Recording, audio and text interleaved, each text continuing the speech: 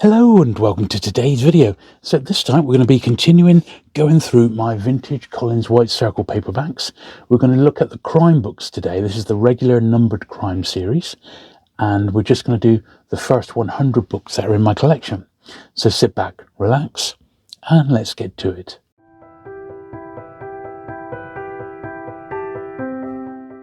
Okay then, so it wasn't that long ago, perhaps a year or so ago, that the Collins White Circle books that I had in my collection, I actually bagged up. And the thing is, I actually want to, what I didn't do at the time, but I'm going to do now, is I wanted to check what printing each book was, because I wanted to make sure that I had a permanent record of it, like I've done with my service editions. So this is White Circle number 1, Agatha Christie's Murder on the Orient Express. My copy's in a dust wrapper, and it's the 8th print in March 1936. And what I'm going to do, as we work our way through these, I'm actually going to record all the dates on these. Now, I don't know how easy it will be to get these back into the bag, but well, that one went in okay. So hopefully, in most cases, we'll be able to just reuse the bags that we've got. But just in case, I'll have some tape on standby. Since I bought the Eric Gadd collection with Morris, there are books that I was missing from my collection, which I've now got, which is great news. So those ones, of course, have never been through my regular cleaning process. And some books I've actually got doubles of. So those particular ones, I'm going to obviously need to clean those up and compare them against the copies that I've got to begin with. So this is number 2, and this one, Mystery in the Chat, is not in a dust wrapper, but it is the correct one because it lists 6 on the back, and this is the 11th print in March 1936 again. So that is what we're checking on these before we start coming across books that I've never owned before. I remember some of these books were a little stubborn getting in, and the last thing I want to do is force them. But theoretically, if they've been in these bags, theoretically they should go back in. I don't want to waste bags because there's absolutely nothing wrong with that one. Not the greatest of copies, but I don't mind that. Now we got number 3, X versus Rex, Martin Porlock. And it's a shame that the way I've taped them means that the Magi tape doesn't come off that smoothly. So this one is in a dust wrapper, X versus Rex, and also dated March 1936. So I guess that was the launch month. But until you actually get these out and check, this is one of the drawbacks. I should have done this at the time, but by bagging up your books, if you want to go back in and check a detail, or say it was like seeing if you had a signed copy or something like that, or even, of course, if you just wanted to go in and read it, that's the only way around it, is just sort of open up out the bags. But we've got a couple more, then we've got our first brand new one. So this is The Crime Conductor, number 4, Philip MacDonald. Once again, this one does look, I think it's in a wrapper. Yeah, look at that. It's not coming off very well, so I have to retape that. Well, I did a good job bagging it up, didn't I? There we are. Yeah, so this one is in a dust wrapper, but the dust wrapper is very tatty. It's hanging on by a thread. April 1936, 8th printing. Yeah, darkened spine and what have you, but you know, we won't hold it against it. But yes, so far no cleaning, but I promise we have cleaning coming up. I promise. Very brittle books. Look at that. It's caught the little edge of the dust wrapper there. So I've got a little blade here which I can slide in. Now I think that might actually tear it, so we're going to come back out and try that again. As I said, the dust wrapper was quite quite worn, sadly, on this particular one. I'd like to be able to get it in. I think this is one of those cases where I'm going to have to leave it out, and I'm going to put it in a digest bag, because I think it'll be better than this tight little one here. It's just the best way with that. I'm not going to risk it. Right, Shot at Dawn, John Road. This is number 5.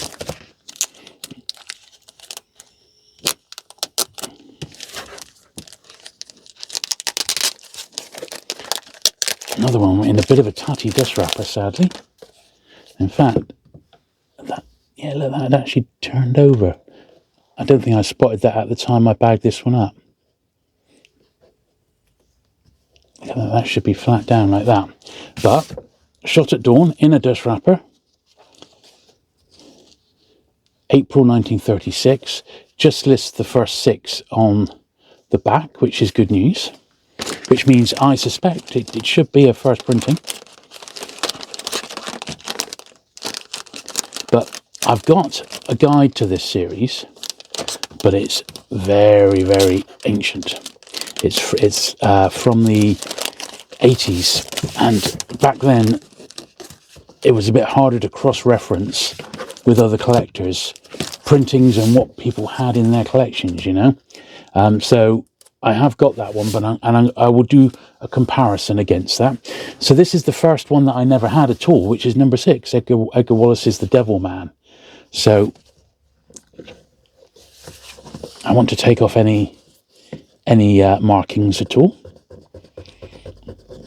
As I said, these ones haven't been through my regular cleaning process, so we need to give them the once over, you know. I said some books I have ended up with doubles of. So we'll assume once again, because it's the first 6, we'll assume that it is a first print. We'll get that out in a minute. It says a 10th printing, March 1936. So if you're thinking, well, that's not a first print, Jules. Well, it's the first Collins White Circle edition. All those previous printings are previous hardback editions that Collins or other publishers published. But usually Collins ones. So that's why Murder on the Orient Express is the 8th printing in paperback, is actually the first printing in White Circle, because up to that, printings 1 to 7 were done by Collins in hardback. So as you can imagine, trying to work out which printing is which is very, very difficult indeed.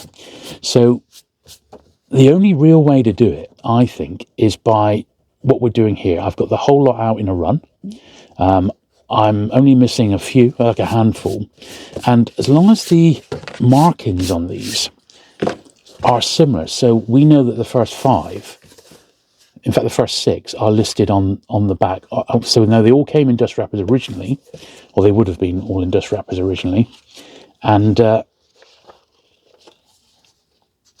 same, so this is the 10th, 1936, the same list of books on the back, and around the same time that they were published, we know if they're like first prints or not. It's just basically trying to look at the clues and seeing, does that book match the rest of them? Because it gets even more complicated later when they start putting adverts on the back. All right, another one by John Road. He was a very popular author, one I'm very keen to try, because I hear good things basically about him. So The Corpse in the Car. So this is one I never had, and this is number 7. So we are still in order, which is good news.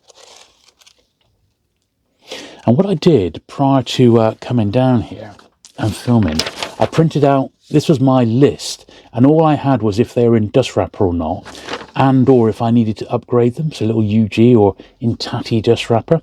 I put like one there, possibly a reprint. So as we go through, I'm going to be referring to that now and again, just to see if my listings are correct.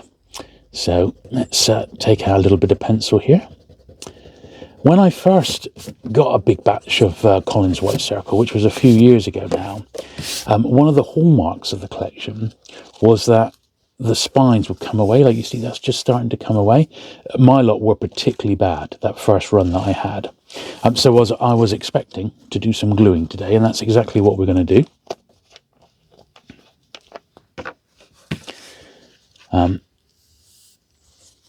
This is really good sort of bookbinder's glue. Pin Flare, I think, is the the brand, and I always link to it because I get asked quite a bit, oh, what glue do you use? Well, this is it. And although it's not cheap, it's like £8 a bottle. In fact, that's almost come off completely. Yeah, although it's not cheap, it's good.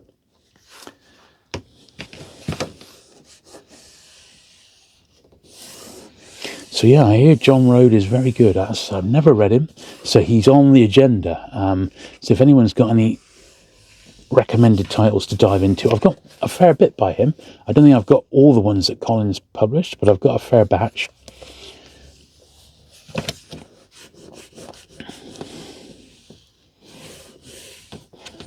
Let's see, there's that tiny little bit on the end there. So I'm going to put a little smidgen in there as well.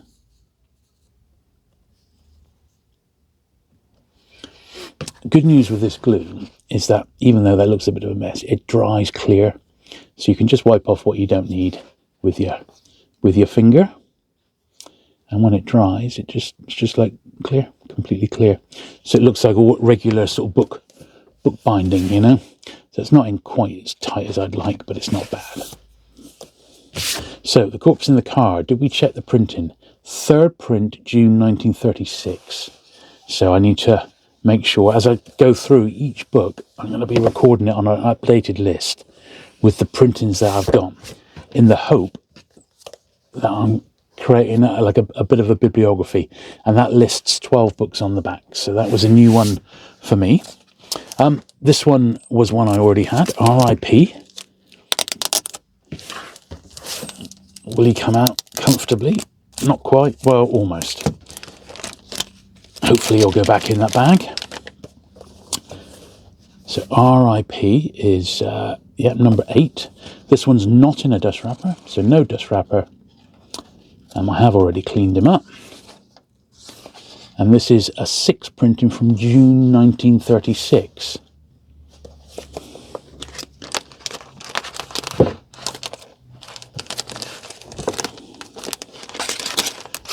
Amazing to think this is 79 years old, isn't it? I'll just pop a little bit. There was nothing wrong with that bag, so I'm just going to pop a little bit of extra tape on there where I ripped it with my heavy-handedness. There we are. So that's that one. Now another Agatha Christie. This one looks pretty nice condition. Number 9. Why didn't they ask Evans? Why indeed is what I say to you. Why indeed?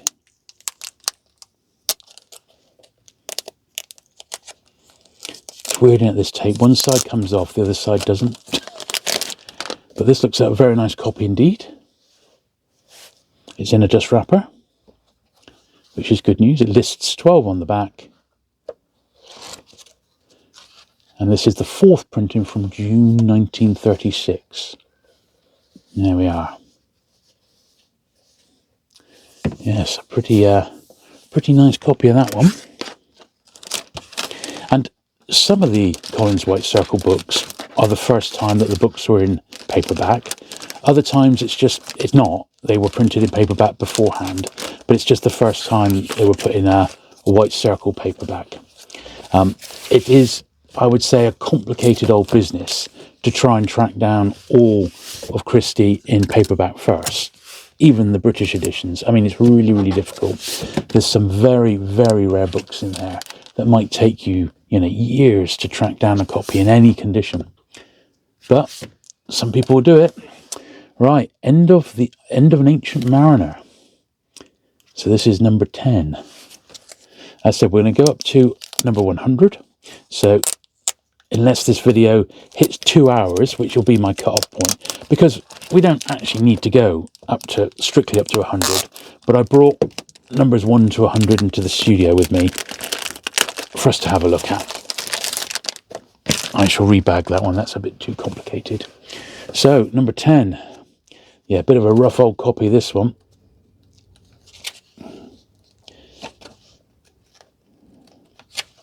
But it's an 8th printing from September 1936.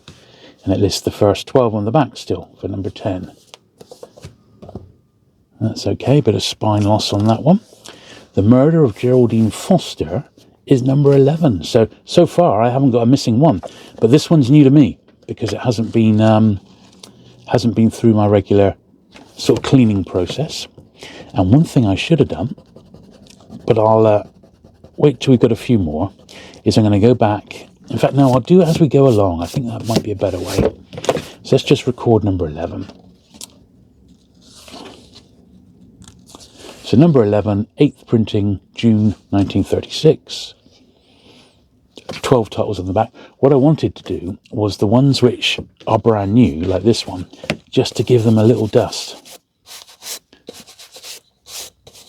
as we go along. So we shall do that. That one was bagged, wasn't it? That was okay. That was okay. That was new, wasn't it? As was the Edgar Wallace. That was one that was new to me. And the rest were already backed up. So there we are. We're on top of the brushing now.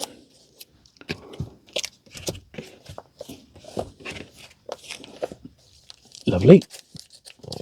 Okay, next we got Calling All Cars, Calling All Cars. It's Henry Holt. This one is number 12. So this is ending the first dozen.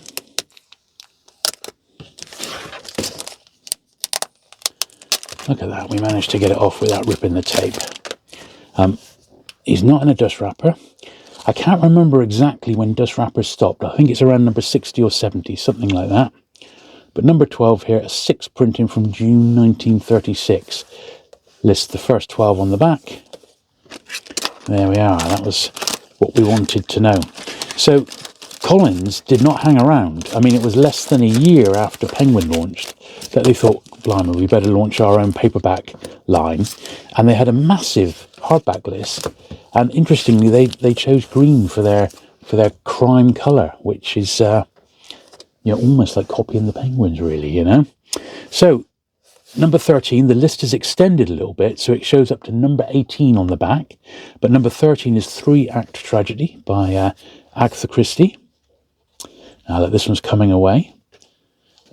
That was very, very typical of the Collins books when I had my first collection, my first big haul of these. I would say what I had this time was my second big hit of these. So before we re-glue it, let's just have a look through. Oh, look at that. There's an advert for the Albatross Crime Club on the back. Look at that.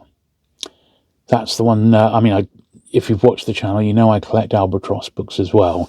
And they were ones that are sold on the continent in English language for English-speaking people living abroad. Very, very cool. So 3-Act Tragedy is a 4th print in July 1936. And we need to get the old glue in here. So I tend to do just, there we are, like so. And you can be a bit liberal with these. The thing to remember is that when you squish it down, it's liable to squeeze out the end, So, and also when you leave the lid off, it does seal up. There we are. We're back in business again. So I'm fairly liberal with this because it's lasted a long time. I mean, months and months. I've had this first bottle after experimenting with it. So I'm very, very pleased with it, But that should be fine there. Time it's squished down. And because this is you can sort of see where the book is bound. The sheets, as it were. So I just put a few little bits in there just to help the glue stick to the cover again. Just a little bit. Right. Make sure it's round the right way. Believe me, I've glued that before. I've put covers on upside down. A little embarrassing. There we are. That looks nice and tight. Now, the only drawback with this glue is that it doesn't adhere instantly. It's not like super glue. It does take a minute or so.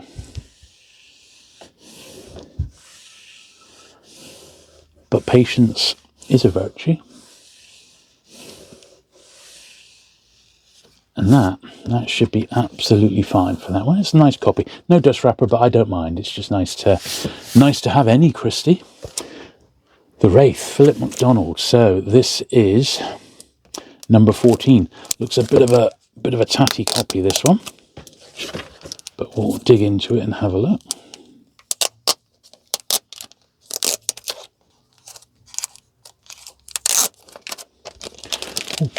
Once again, one thing we didn't do, we didn't give the Agatha Christie a little wipe along the top edges.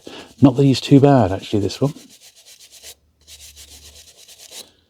When you think of its age,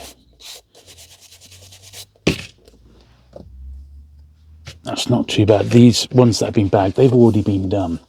And boy, oh boy, do I remember it. So, The Wraith, number 14, Philip MacDonald. No dust wrapper. And this is a 5th print in September 1936. So once again, I'm assuming that this is correct because it's showing the first 18 on the back. And hopefully this will slide into its this little plastic bag, yeah, without incident. That's good news. Nice and tight. Obviously all of these will need to be bagged at some point when I get round to it. And we'll just do a couple more, then I'll take a break. So Poison for One, John Road, which is number 15.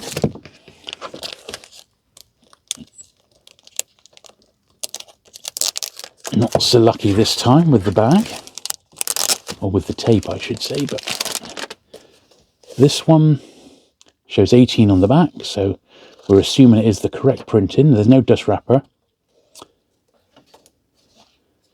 And what's the printing? 5th printing, September 1936 for that one. Bit of a darkened spine. Some of these books, when you handle them, honestly, they start to flake off in your hands. They're that sort of brittle, and nothing you can really do about it. They're very old books, ultimately, aren't they? The thing is, they're so nice, and some of the books are really obscure to try and get hold of, that you do actually want to read these nice vintage copies. And these, I have read some of these, and they're actually really good to read in the hand, like the vintage Penguins, you know. Right, we got one more, which is brand new to me, and then I shall take a short break. So Sudden Death, which is number 16. So far we've had every single one. Freeman Wills Crofts, which is a good name to have. No dust wrapper. Oh, look, there we go. Didn't I say that a lot of them would fall to bits? Yeah, we shall keep an eye on the time. We may only get up to like number 60 or something, the way it's going. But I like my cleaning videos to be at least 1 hour, but my original intention was to do the first 100.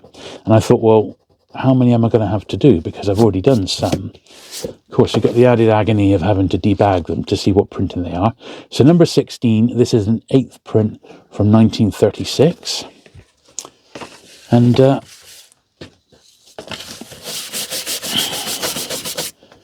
we'll reglue this one now.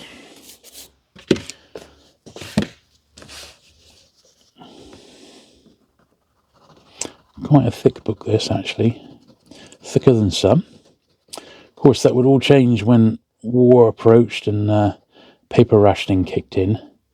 Then the extravagance of dust wrappers and things like that all had to go by the by. It was too much of an expense, too much of a waste of paper.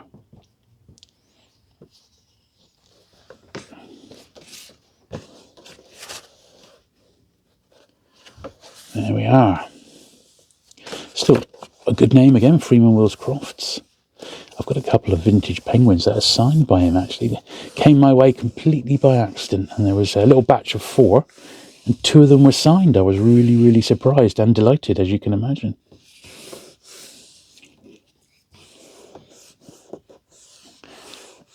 Right, there we are. Well, we've made a good start, but looking at the big pile I've got, the first 100 next to me, it almost feels like we've hardly made a dent, but, you know, we'll keep going. So I've got to go to work now, but I shall be back tomorrow to finish off. Right, another day has gone, and I'm back sorting out these Collins White circles. And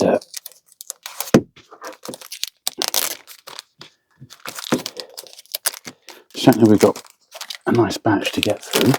This is Corpse in the Constable's Garden, which is number 17. This is without a bag. Dust wrapper, rather. February 1937. So as I said, I've got my little list of titles here. So yeah, I've got a few listed in tatty dust wrappers, couple to upgrade. So I'm sort of half checking this as I go along, really. But the main thing is I did need to get the printing dates licked, and it is a shame that I didn't do it when I first bagged them, because it's meant all this extra work. But at the same time, it doesn't take too long to go through each book. Death Comes to Paragold.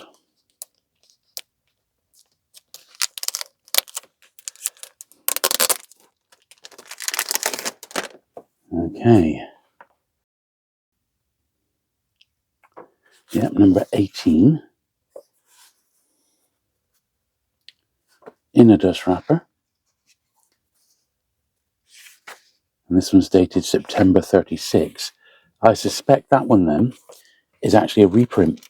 It's maybe the second printing, because it lists a later date and there's slightly more books listed on the back. So that would seem to suggest that that one there, The Corpse in the Constable's Garden, is actually a reprint. So that's the sort of information we're finding out while we do this. Murder of Roger Ackroyd. So this lists 24 on the back.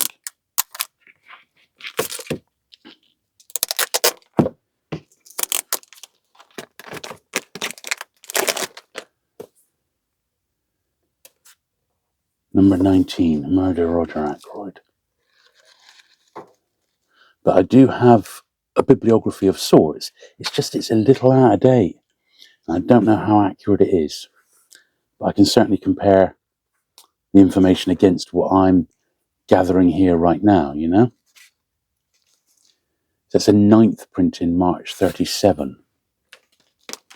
Now, the good news is that the Agatha Christie's themselves have been pretty well documented on the Collecting Christie website, with what to look for first printings and some of the subsequent reprints. So at least that information is available. This is a brand new one to me, Murder of the Circus Queen. Yeah, number 20. Not a title I'm familiar with. I'm going to pop a little bit of glue in that one, in the trench as it were. But this is a 5th from March 1937.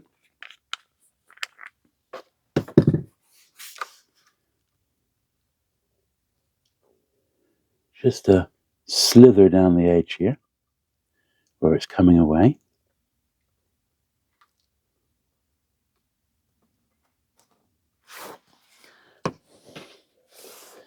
Yeah, no dust wrapper on this one, so it's not the greatest of copies. Consequently, it's not bad. It's a little dusty on the top. I think the way to do these is individually, to be honest.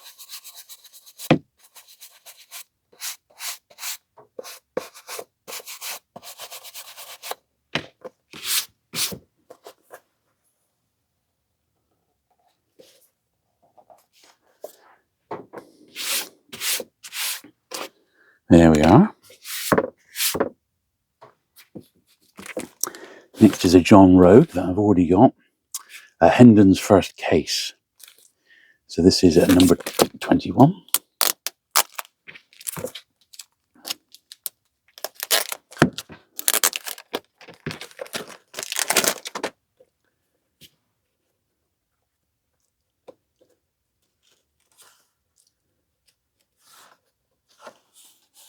Coming away. That one's coming away similarly. March 1937 again. Yeah, I'm going to put some glue down there as well. It's just starting to come away, this one.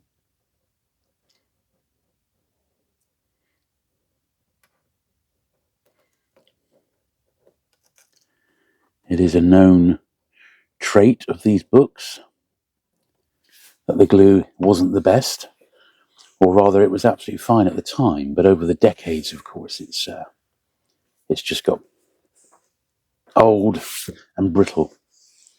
as sometimes happens.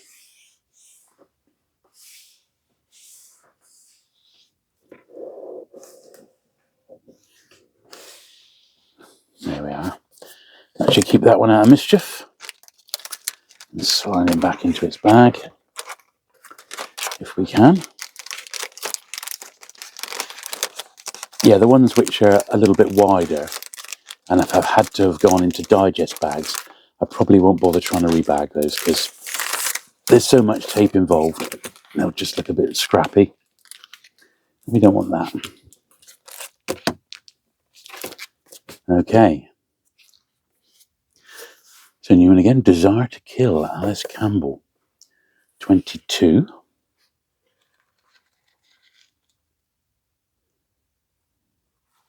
A little bit of pencil to get off in a minute. This is the 5th from March 37 again.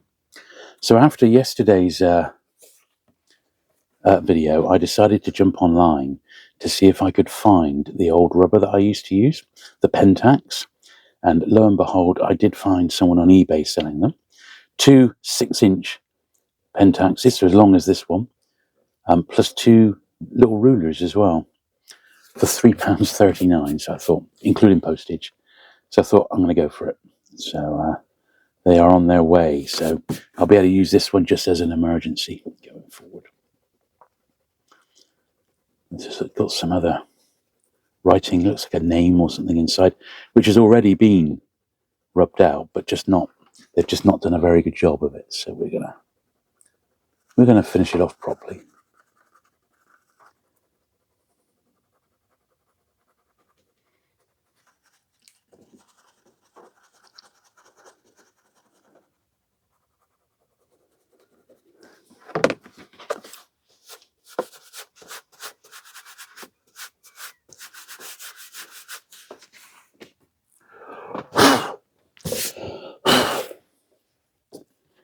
Almost got it all.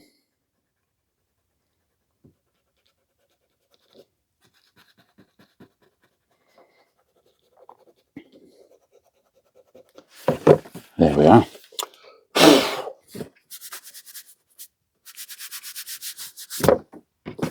So that was Desire to Kill, Alice Campbell.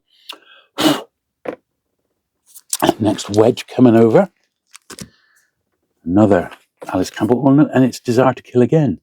So this is a double, or rather that is a double. So let's have a look at this one, and we'll see which copy was the best. And we'll check the printing history as well. So I said I'd have a few doubles, and well, this is the first one.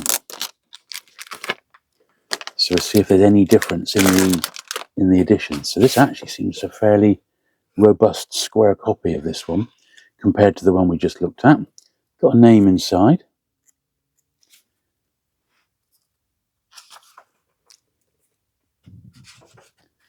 Let's have a look here. Yeah, 5th March 1937. And this one here, which is not as good.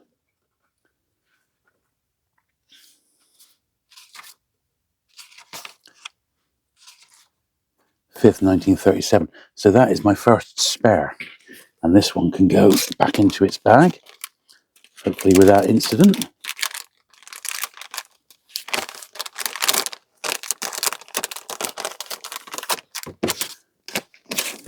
So I've actually got a double there, which is good news. Means I can trade it on with another collector. Right, this one's new though. Death in the Quarry, GDH and M. Cole. Got something on the top there. There's an X in ink, which we're not going to be able to do anything about that. But next to it, it appeared to be some sort of writing, but it's already a little bit rubbed, so we don't want to make that any worse. This is number 23, and another one with where it's come away completely.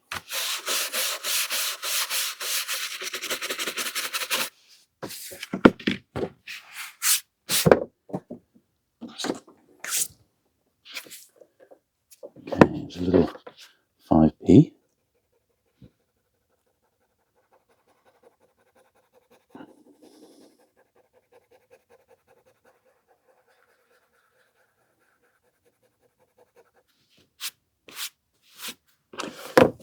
There we are.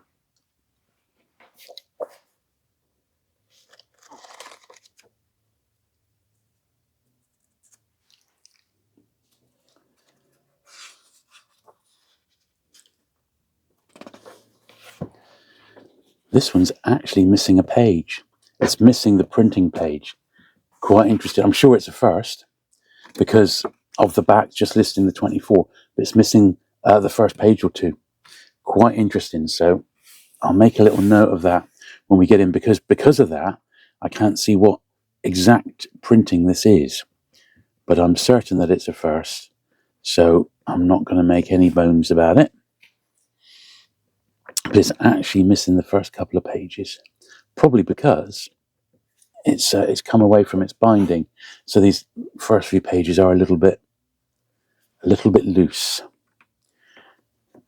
But it's better than not having a copy at all. But yeah, I'll pop this one I'll put it as an upgrade. So if a better one comes my way, I'll grab it.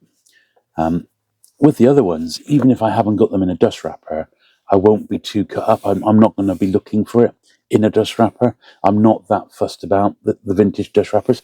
And I'm sort of that way with Penguin in all honesty. The early, first couple of hundred or so Penguins all came with dust wrappers. And I suppose, it's a way to specialise a little bit further. But unless they sort of come my way fairly reasonably, I don't think it's something I'm going to really sort of pursue like that. I'm just not that quite that obsessive with it. Right, so this one, well, unfortunately, it's got some scribbling on the back. Very neat. A few little doodles there, but nothing to do with it. But this is Night in Gleneagle, which is number 24. This is on the original wrapper. Underneath, the book is lovely, which is usual. Got a little 50p there, so I'll get that 50p out. And I just remembered we didn't give that one a brush, did we? So we'll brush both of these in a moment. Yeah, very dirty, this page. So let's see what's going on here.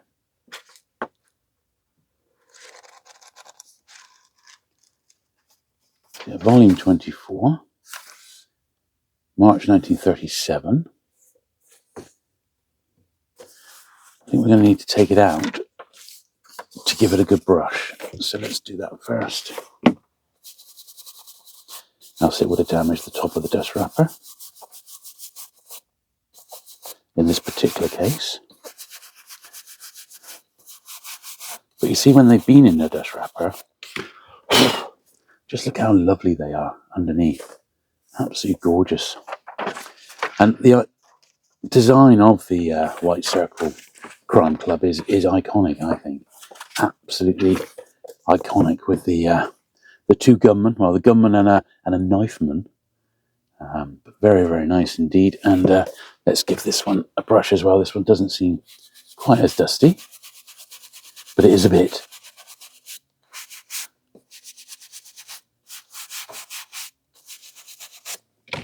There we are. So that's that one and number 24.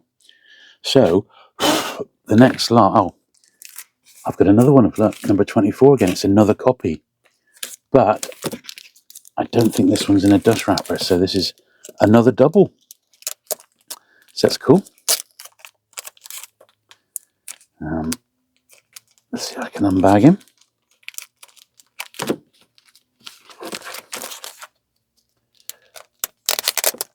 There we are. So that one was a really nice one. This is a nice copy, but without a dust wrapper. And it's got this little X library in for number 24. But is it March 37? It's the same print. Was this March 37 as well? I'm pretty sure it was, wasn't it? Yeah, that's the one I'm going to keep then. And this one is going to be my spare copy, which I can sell. Because it's a double. So that's all right. So that's two doubles now I've got. here we are again. Look, we're seeing double. The Murder of Caroline Bundy. Now, this particular one, number 26, I actually had on my list as upgrade. And that's why, because this is my original one, and you can see the state of it. This one was in a digest bag, so I'm not saving these ones. I shall just rebag it. But because this is a double, I may well have to take some photos of it at some point anyway, so it might as well be out of its bag. And there we are. But yeah, this is, you can clearly see this is quite a beaten up old copy.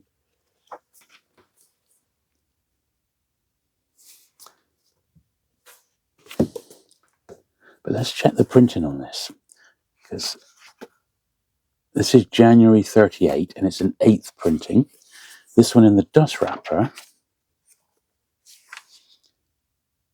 June 37, and it's a 7th. So this one is actually a reprint. So I need to make sure that when I come to sell this, I do note it as a reprint. So we'll pop that one in my spares, and this is obviously the new one, which we're assuming is a first print. So there we are.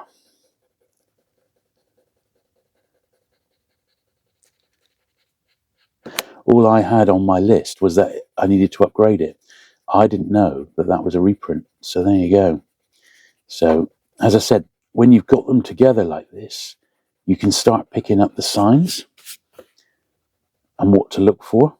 It does become much harder when they start putting adverts on the back, but that's okay. And then I shall carefully do the brush on this. Try not to hit the wrapper in it at all. There we are. Like so.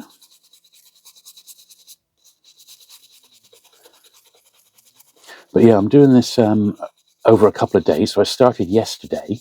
That was the first little wedge you did, and I'm coming back to it today. But I'm actually in the middle of filming another video,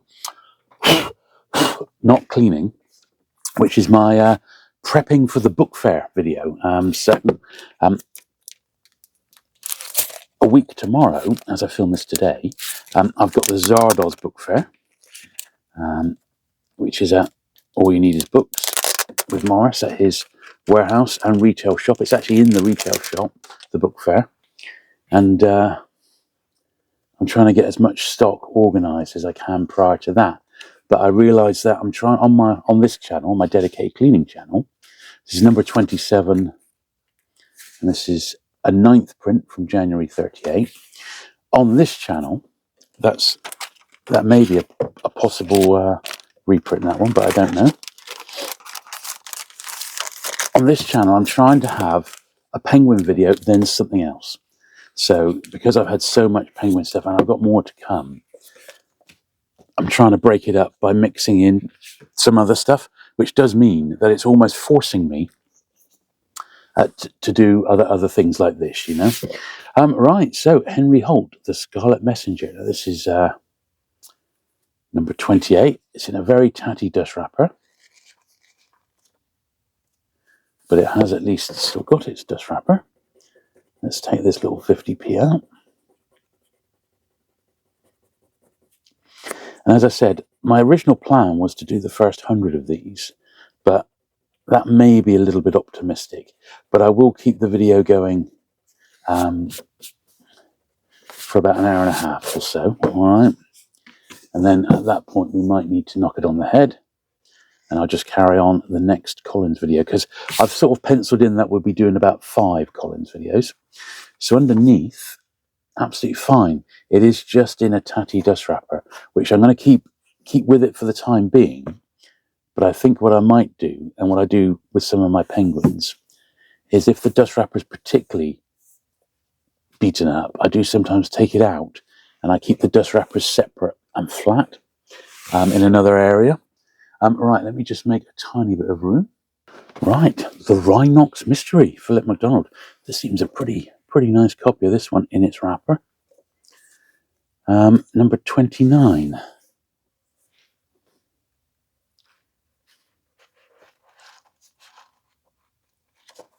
Oh, what's this? The Pall Mall Building Society. There's a little note there.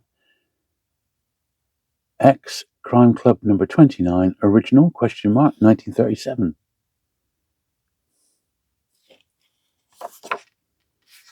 There's a little note there from Eric, the original owner of this particular one.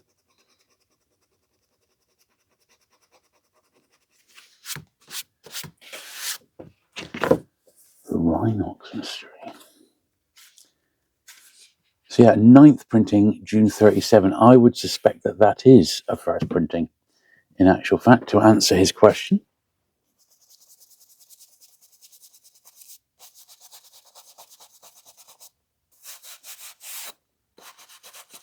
But they are an absolute nightmare to date these books, and I'm going to be compiling, since I've got virtually all of them, not all of them, but virtually all of them. I'm only missing a handful of every single one that they printed.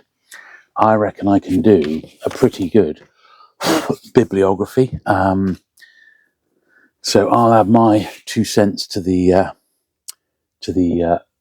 mystery of the White Circles. So Mystery in Kensington Gore, and there's another copy of Mystery in Kensington Gore. So this one certainly doesn't seem bad. Neither of them have got a dust wrapper. So what printing is this? 7th from June 37.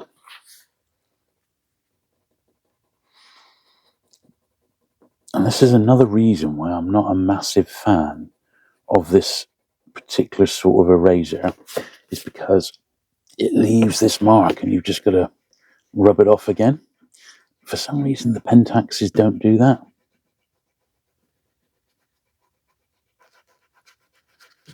I want a nice clean. I don't want to be rubbing out an old pencil mark with a bit of rubber that's already dirty, because it's just going to, it's not going to make it any better. It will just make it worse, really.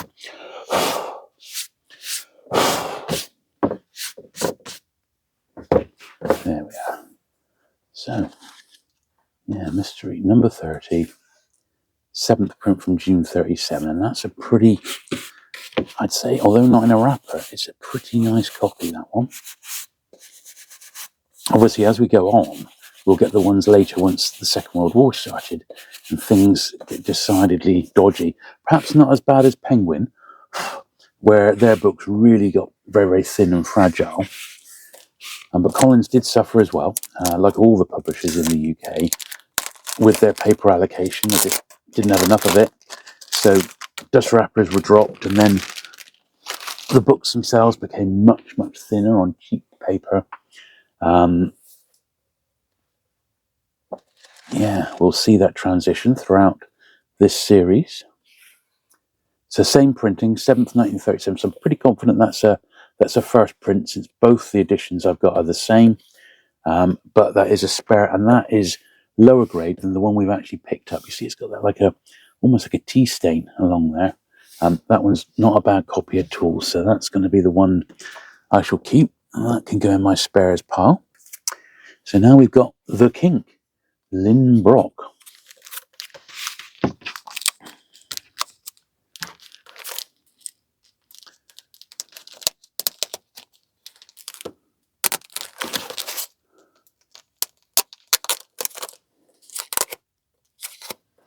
Eventually I shall go back and I shall bag all these up, the ones which aren't being bagged right now, but I'm doing it because I just need to get through them and get them processed rather than taking even more time to do them. But it's something we can go back and do in the future. So this is the 10th printing, December 37 for The Kink. This is number 31 in the series.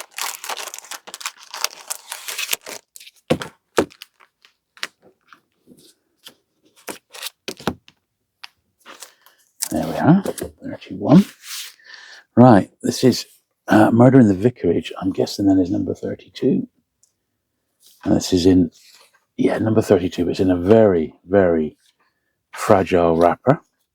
Now I'll keep all the bits together for the time being. But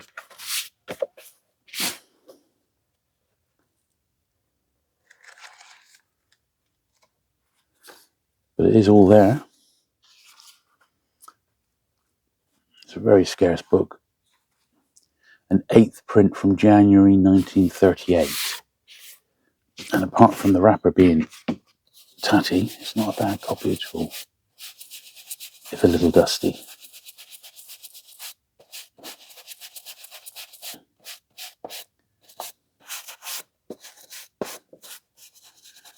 In fact, very dusty, this one.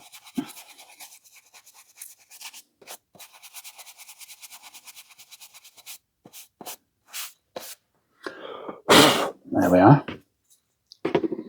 So yeah, I'm going to pop it back into the wrapper for the time being. I'm just going to double check that printing. I know it's the right one because I checked against the Christie website. So yeah, January 38 and an 8th printing. So all those previous printings, of course, were when the book was in hardback.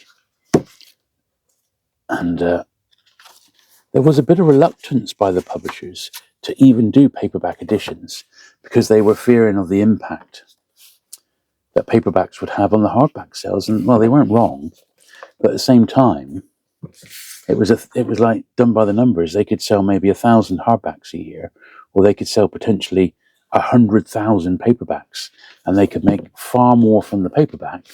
And it got the author that recognition that perhaps they didn't have. So when a new book came out, you know, people jumped at it. This is one I'm looking forward to reading, Murder at the Bookstore. Look at this, Henry Holt. And it looks a lovely copy of it. Very, very nice indeed. Very nice copy. But look at that. Once again, in pieces. It's just dried out, you know. But yeah, we'll take it off the wrapper, which is once again also in beautiful condition. Very, very nice indeed. We'll put that over there. And it is a weird phenomenon, isn't it? You've got to say. But I remember when I first did my initial batch of White Circle, it was exactly the same. So it is just down to the publisher rather than anything else. Let's check the printing while we're here. This is a 6th print, January 38. And well, it should be a straightforward gluing job here. Except the glue has hardened up a little bit. So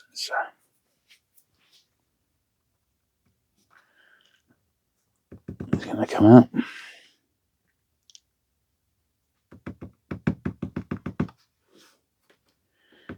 Here we go. It's a reasonable size book, this one, thickness wise.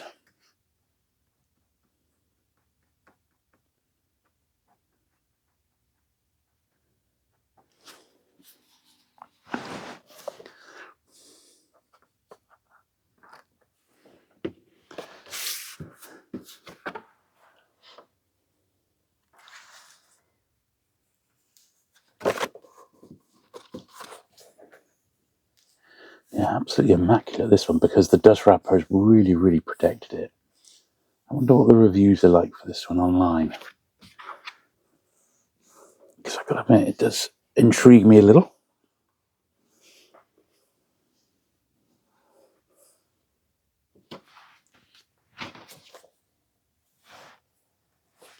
Okay, that's pretty solid. And if we pop the dust wrapper back in. Cool, if only they were all in this beautiful condition, eh?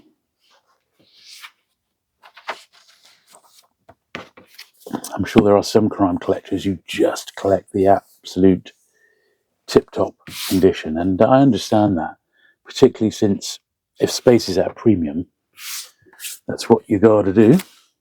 Right, the noose, Philip MacDonald.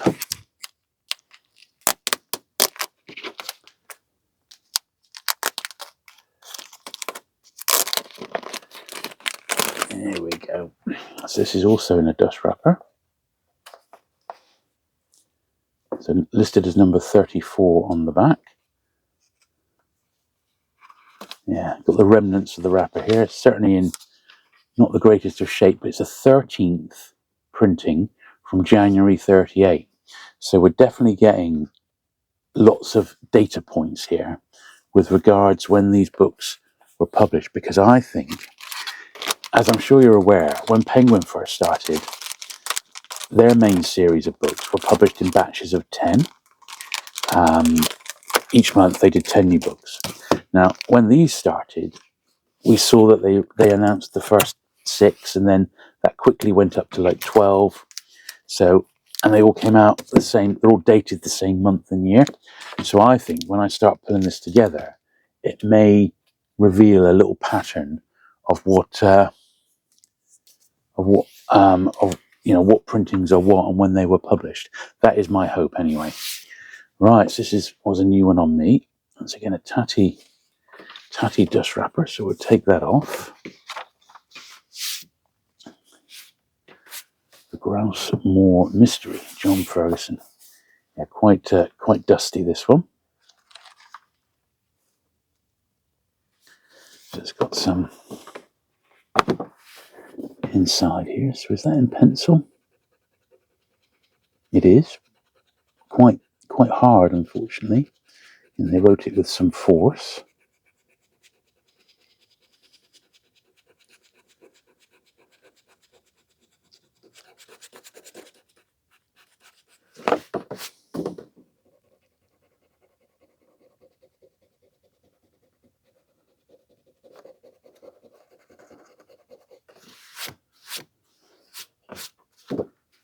There we are.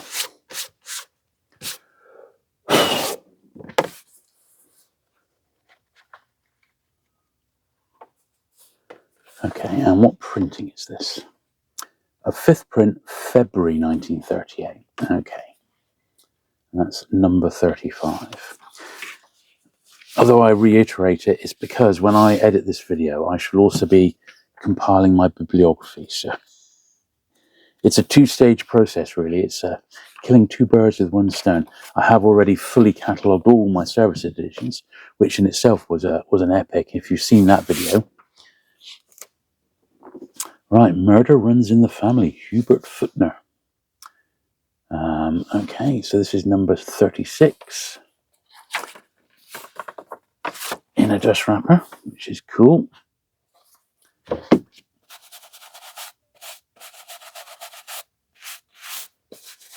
This one looks as if the cover is going to come off. No, but I suspect that that's been re-glued because it's not on very well. It's not as exacting as my standards would have been, but I don't want to make it any worse since it is a copy in a dust wrapper. But this one looks like that it's actually been re-glued historically because it's not quite flush. Right, so number 36 here then. And that's a 6th print from February 1938. Very, very nice underneath. It's just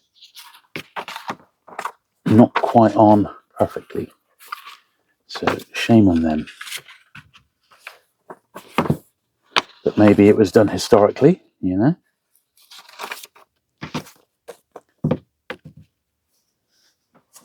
There we are. Okay, that's as good as we're going to get it.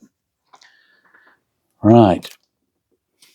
Look, another copy of it. But look, my copy was obviously an upgrade because it's missing the top of the spine there.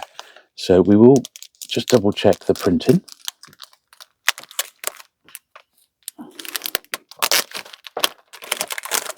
So that I had it as an upgrade, so that's why I've got this one.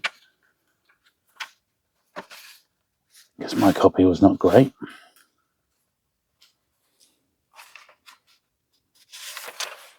The 6th print in February 1938, so it's exactly the same edition that we've just looked at, but obviously a much lower grade copy with that bit of the spine missing from the top there.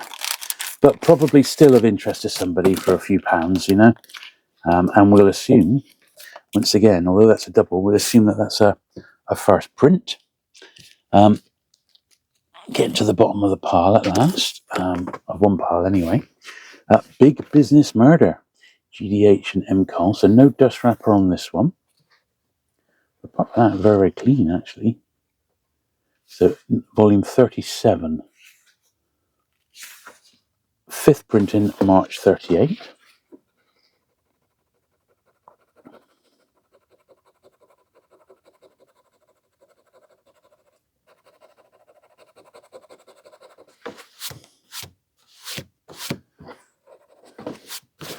And I almost feel like a bit of a detective sorting all these out, really, you know.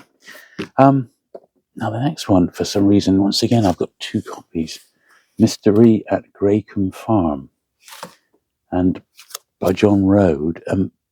Yeah, both of them are in dust wrapper. So, well, we'll look at the one that I had wrapped up first of all.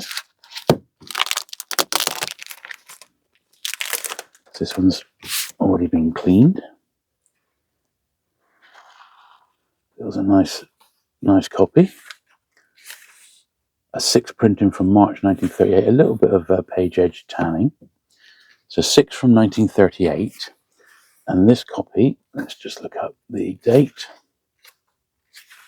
Also a 6 from 1938. Not quite as supple, the pages. They're all right, but the other one, the one that I've actually got already, I think is better.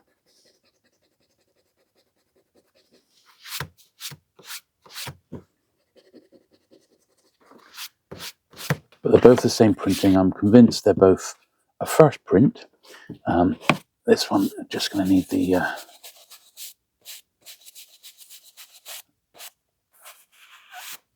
edges brushed there.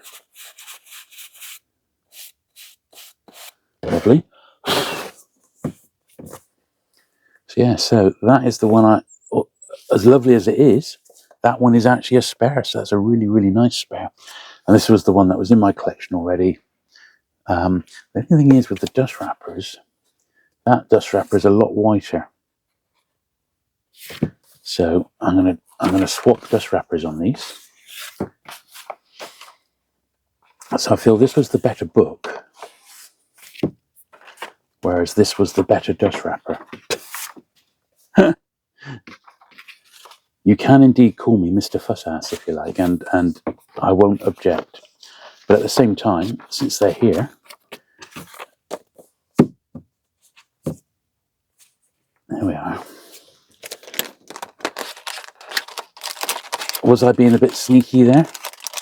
Well, not really. I mean, it's the same book, printed at the same time on the same printing presses, and all I'm doing is putting together the 2 best elements of it, so I've got the best copy for my own collection. You know, that's all we're doing. I'm not doing anything underhanded. This is still an absolute beauty for somebody, and I believe John Rode is actually quite collectible, so this one could end up being a bit of an expensive little spare, that one. You know, it is very, very nice. I'm so tempted to read some because I hear such good reports about him. Anyway, let's get the next wedge out. Okay, so a word of 6 letters. And I reckon today, in the end, we're going to... I don't know what's that there. Can't even read that. I reckon in the end, we're probably only going to get round to the first 50. But this is number 39, a word of 6 letters. And it's a 4th print from April 38.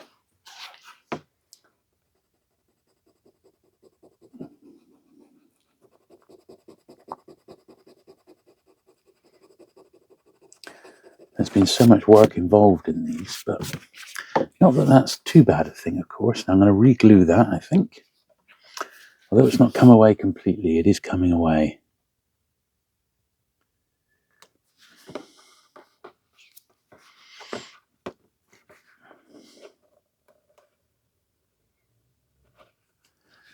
And the end of the glue's glued up. Here we go.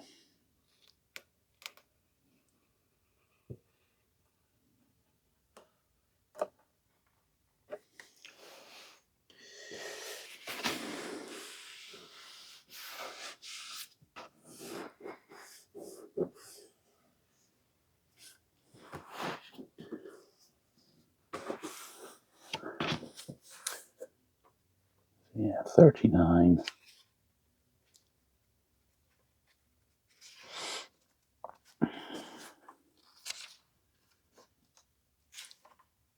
April 38, and it's a 4th print.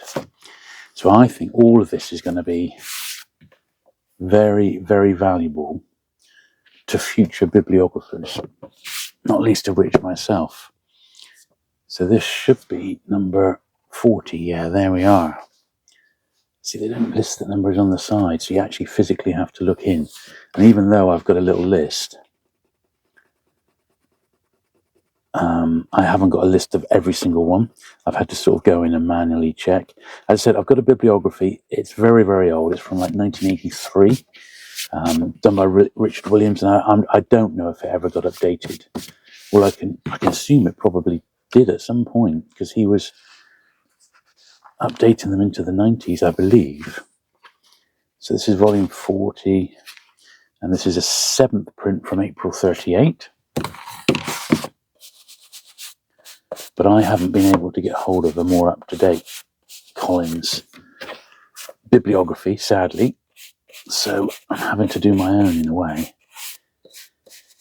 And what I am very, very short of is the cerise ones, the purple ones. They were sort of classed as thrillers. I've got some, but I thought I had so many from the Eric Gadd collection that I decided to let Morris have the majority of those. I didn't want to take them all. Right, next lot. So this is a nice one, Lord Edgware Dies, a nice Agatha Christie. And we'll once again check the printing. We'll assume this one is, we're going to need to reglue it. So number 41, Lord Edgware Dies. And can we get into it? Yeah, 10th print from May 1938, but it is mad, isn't it? As I said, whatever happens, we'll do the first 50 today. However long that takes. And we'll just carry on in a fortnight's time with the rest of them. But next week will be back to some more main series Penguin.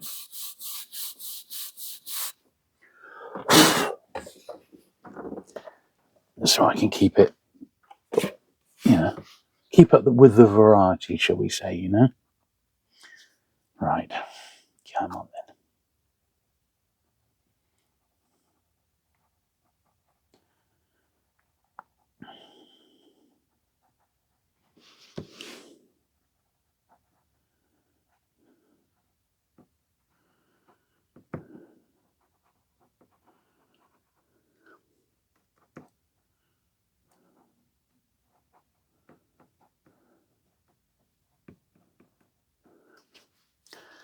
There we are. Excess, we just pop that on the spine there.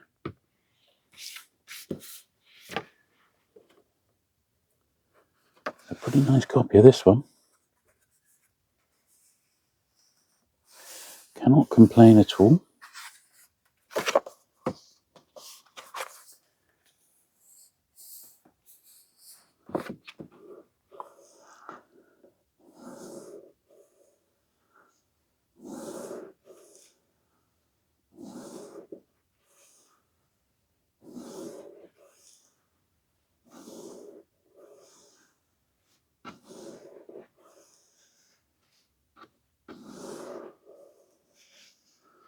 There we are.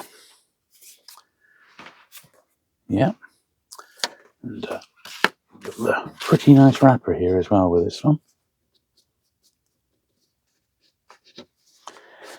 So these Christies, the first one, Murder on the Orient Express, I believe that's a £250 book. And these other Christies, if they're in the first prints, are about £50 each if they're in really, really nice condition, like that one is. It may be someone will pay even more than that for it. So Mystery at the Friar's Pardon, I have 2 copies of, and that one's in a wrapper. This one doesn't appear to be, so let's have a look at the one I've already got.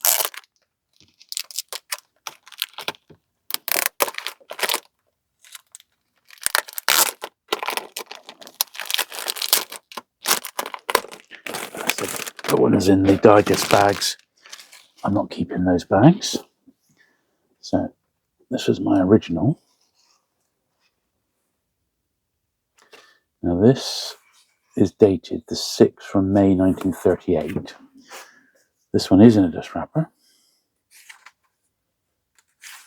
Same printing, 6th from May 1938. So we can once again assume that it's a first. I'll take the wrapper off so I can give it a brush. But I think this one here, which has been in the wrapper, is going to be the one to keep. Look at it, it's beautiful, isn't it? A beautiful copy.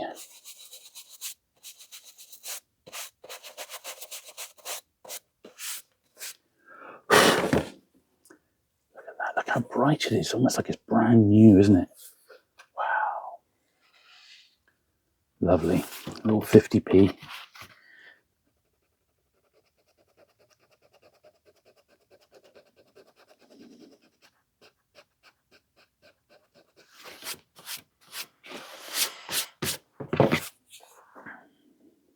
Very nice.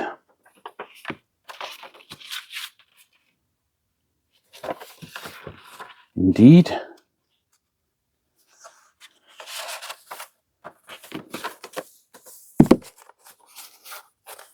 Yeah, that'll be the one to keep.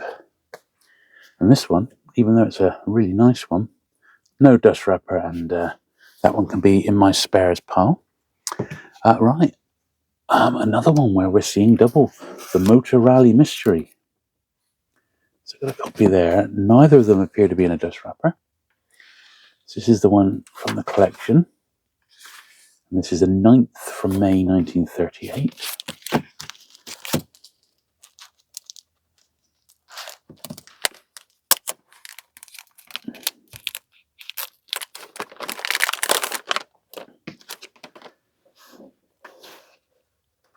This one is a little bit more worn than the one we've just looked at.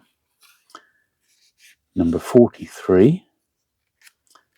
And once again, a 9th from May 1938. So this one, the tattier one, definitely a first. The same as the other one. But the one we've just got is actually a better condition copy. So that's the one I'm going to keep. Just re-tape that one down. So that is a spare. And this one is going to be the one for my main collection. Minus a dust wrapper.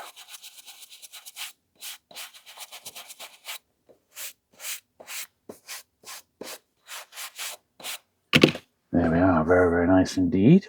So next we've got Death of a Star. Another one where we're seeing double.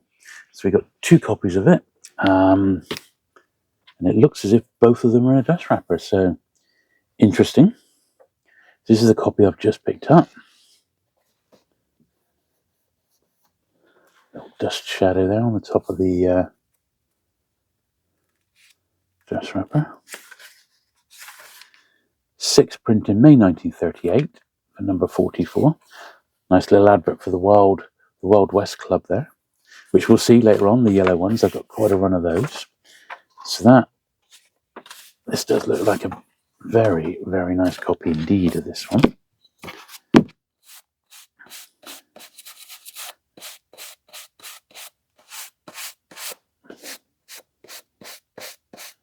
That is, I would suggest, I'd say that's unread. So let's just check the printing history. Yeah, 6th print in May 38, right. So we'll see how that compares for number 44 with the one that I've already got.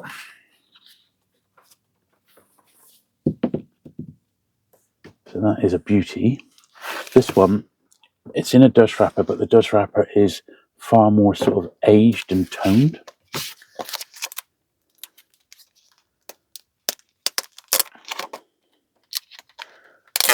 We need to make sure of the printing history.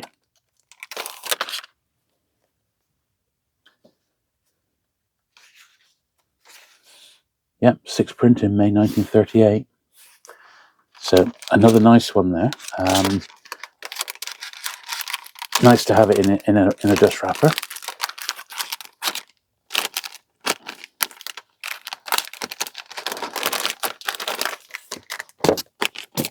There we are. But it's a spare. It's actually a double. Right, another one where we're seeing double here. Dangerous Cargo. Hulbert Footner. Don't know much about that particular author. Once again, I've got a double, and once again, both of them seem to be without a dust wrapper. I wonder if dust wrappers were actually released on them all, or did they just do it sporadically? There we are. Look at that. Look. Yet another one.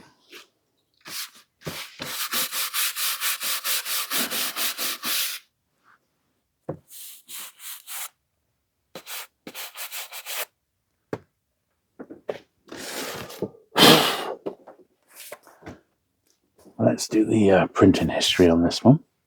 So number 45, and this is a 6th print from June 1938.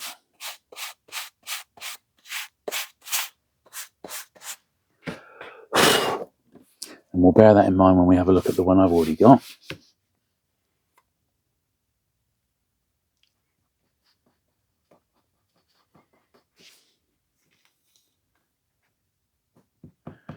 I've been getting through the old glue, haven't we?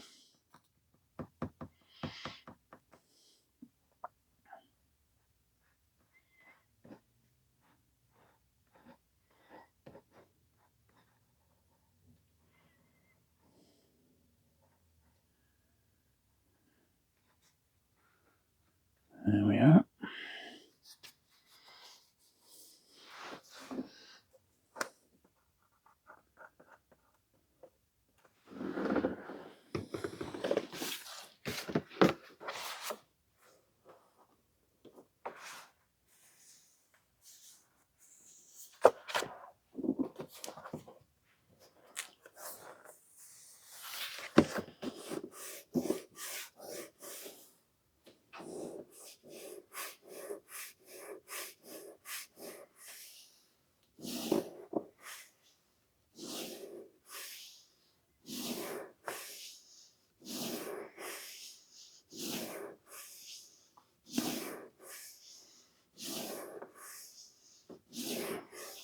There we are.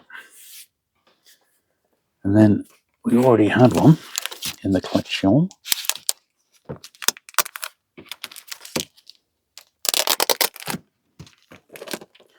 This one was also without a dust wrapper.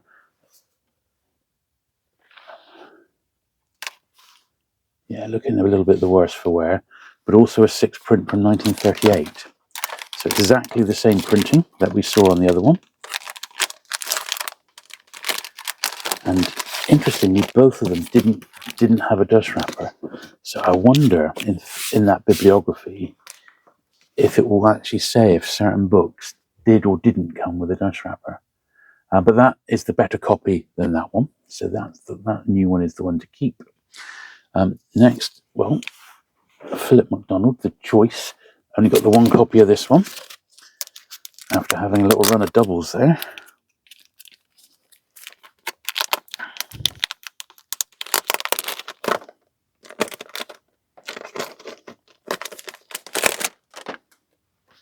The Choice.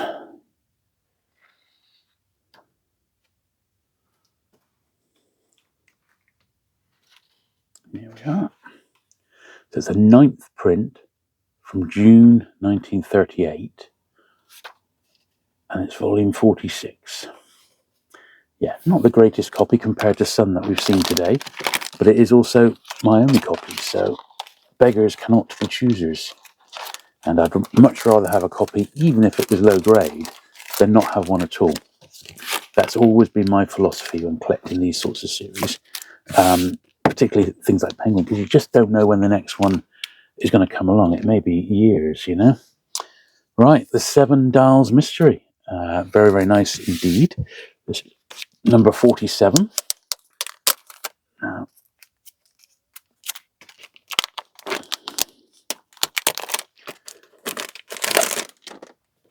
this one is also not in a dust wrapper. So did it come with one? I don't know. A 12th print from August 1938. August 38. Apart from that, it's a nice copy.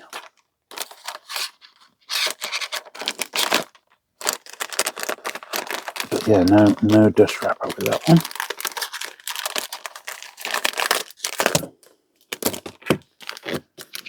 I'm beginning to think that some of these just didn't come with it. Since we've got like doubles of them and the doubles aren't in wrappers, it makes me think, you know. Right, this is a new one on me, the Mend It Mystery, Lynn Brock. So the dust wrapper is very, very, I'm going to say fragile. It is literally falling to bits on me. So we will rebuild that in a minute. Underneath though, he's not too bad. Very dusty. Let's get that. Top. Look at that. The first collection of these that I had was even worse than these. It was like they were black, and I had to do the dusting outside. It was so awful. Really, I should be doing that now, but because the weather's so bad, I'm having to do it in the studio here. And there we are. So number 48, and it's a 6th print from September 1938.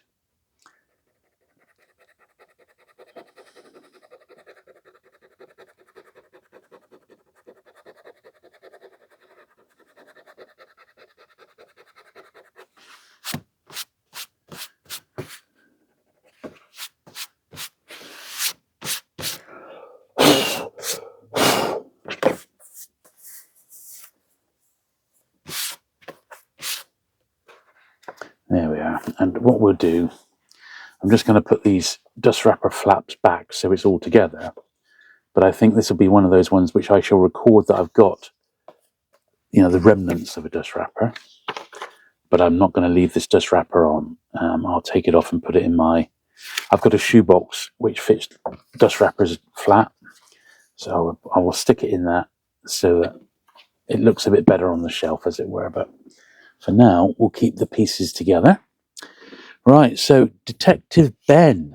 This is number 49, so we are almost there for today's video. As I said, I'll do up to number 50. I think that's just going to have to be the point today, because else the video is going to be really, really long, and I just don't have the time this week to devote to it, sadly. But Detective Ben, then. This is my only copy of this one. But at least you'll have at least an hour's worth of cleaning action for today. So this is in a dust wrapper, which is cool. Who was Detective Ben? That's what I'd like to know. So number 49. It's a 5th print from October 1938. Okay.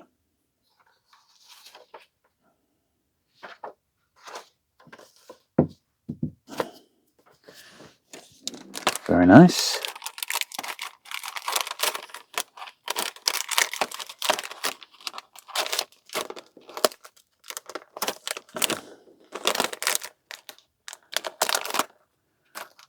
Not very obliging in going back into the bag. There we are. Had to give it a stern talking to there. There we are. So number 50 is a little bit weird in that it's not even green. It's the book of the film. So The Lady Vanishes. Ethel Lena White. So I'm assuming that this is a crime movie of some sort. It's the only copy I've got. And numbering wise, this is, I believe, correct. If we look at a later one here, at number 50, The Lady Vanishes. So this was a bit of a departure from their usual. A thrilling scene from The Lady Vanishes. Look at that.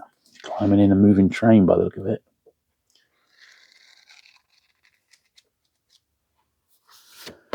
There we are. So I'm confident this is the correct book. There isn't a normal green version of this, but you know, I shall check the bibliography, but I'm pretty sure that this is exactly as it was, just really unusual. So number 50, The Lady Vanishes, no dust wrapper, but a fourth print from January 1939. And I'm pretty sure that's a nice unread one. Yeah, unusual. So look, there we go. I think we'll call it a day there at number 50, simply because, you know, the video's long enough, and I've got 50 to 100 to do in the next video. And as I said, next week will be Penguin, and then the week after that we'll do the 50 to 100. Okay. So there we are. So I hope you've enjoyed looking through those Collins White Circle books. Certainly they are beautiful. I absolutely love them, but they're also very, very tricky to keep on top of the different printings, because the first prints, well, none of those are first printings of the books, but they are those later printings. So yeah, quite the task. Anyway, thanks for watching today, as always, and if you've enjoyed it, give it the thumbs up. If you've not already, do please hit the subscribe button for regular cleaning videos, and I'll look forward to seeing you again very soon. Bye.